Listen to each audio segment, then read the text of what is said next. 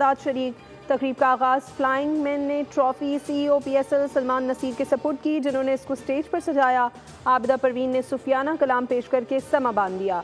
लोग young stunners ने शायकीन को महसूस किया। अली जफर ने पाकिस्तान की मुख्तलिफ सकाफतों के रंग पेश किए।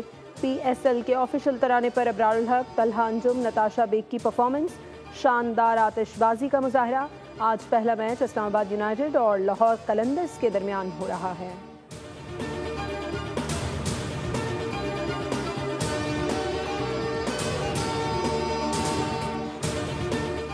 पाकिस्तान सुपर लीग सीजन 10 का पहला मैच रावलपिंडी क्रिकेट स्टेडियम में इस्लामाबाद यूनाइटेड और लाहौर कलंदर्स की टीमें आमने सामने। टॉस जीतकर इस्लामाबाद यूनाइटेड की टीम ने पहले फील्डिंग का फैसला किया।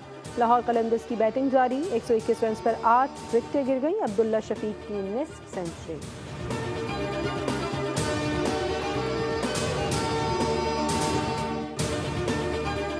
और पीएसएल सीजन 10 का कौन बनेगा सुल्तान, बोल न्यूज़ की खुसूसी ट्रांसमिशन। खेल का जुनून आज से होगा ऑन।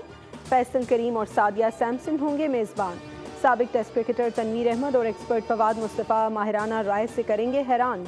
देखना ना भूलें रोज़ाना रात 11:03 पर।